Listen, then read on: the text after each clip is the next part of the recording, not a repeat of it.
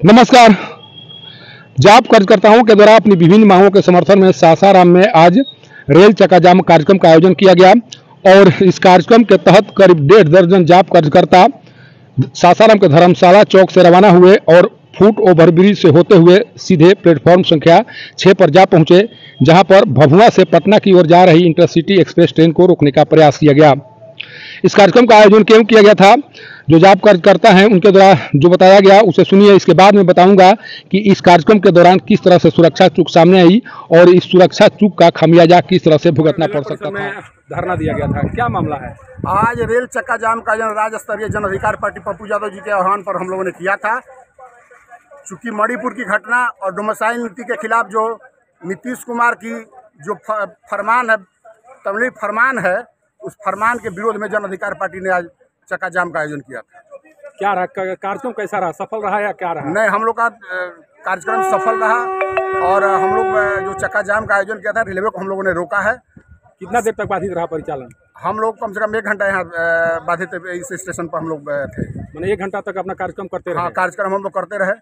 इसके बाद बहुत सी ट्रेनें, रांची इंटरसिटी और पटना इंटरसिटी और पुरुषोत्तम को थोड़ा सा हम लोग अवरुद्ध करने का काम।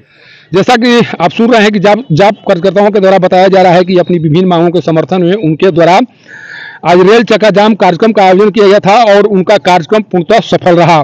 कारण कि करीब 1 घंटे तक जाप कार्यकर्ता सासाराम के स्टेशन परिसर में डटे रहे और इस दौरान उनके द्वारा न केवल सभा का आयोजन किया गया बल्कि जो पटना की ओर जाने वाली इंटरसिटी एक्सप्रेस ट्रेन थी उसे भी रोकने का प्रयास किया गया।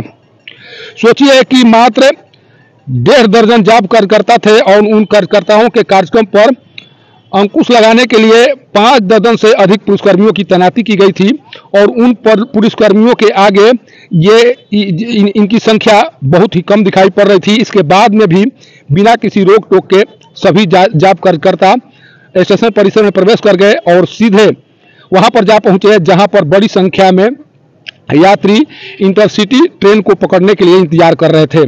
सोचिए अगर इस दौरान कहीं कोई भगदड़ हो जाती या जाप कार्यकर्ताओं के द्वारा बलपूर्वक ट्रेन रोकने की कोशिश की जाती या जाप कार्यकर्ताओं के द्वारा हिंसक प्रदर्शन करने की कोशिश की जाती, तब क्या होती? जिस स्टेशन पर जाप कार्यकर्ताओं के द्वारा सभा की जा रही थी उस स्टेशन पर करीब 1000 से ज़्यादा यात्री ट्रेन के आने का इंतजार कर रहे थे। अगर वहां पर जाप कार्यकर्ताओं के द्वारा हिंसक प्रदर्शन करने की कोशिश की जाती या जाप कार्यकर्ताओं के द्वारा कोई इस तरह का कार्य किया जाता जिस कार्य से वहां पर बैठे यात्रियों को क्षति होती, तब क्या होता? सोचिए कि जितनी संख्या में वहां पर यात्री बैठे हुए थे उनके मन में जब तक से जाप कार्यकर्ता वहां रहे हमेशा डर बना रहा कि कहीं ऐसा न हो जाए जिस कारण से उन्हें स्टेशन से इधर उधर भागना पड़े, या हो सकता है कि उन्हें ट्रेन में बैठकर ट्रेन खुलने का बहुत देर तक इंतजार करना पड़े। आखिर उन्हें स्टेशन परिसर में किसके इशारे पर जाने दिया गया?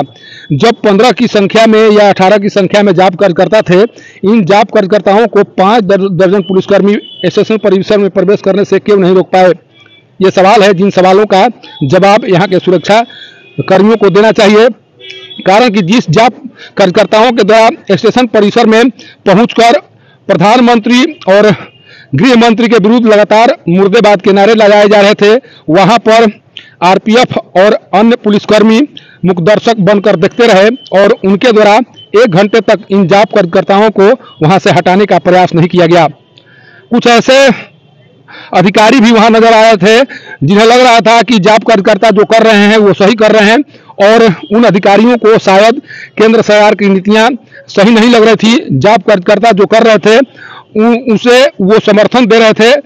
कारण कि जिस तरह से उन लोगों के द्वारा जाप कार्यकर्ताओं को उनके कार्यक्रम में सहयोग किया जा रहा करते हुए देखा जा रहा था, उसे साफ लग रहा था कि केंद्र सरकार में कार्य करने के बाद भी उन्हें केंद्र सरकार की नीतियां नागवार लग रही थी और वो चाह भी रहे थे कि किसी तरह से जाप कार्यकर्ताओं के द्वारा अपना मकसद पूरा कर लिया जाए।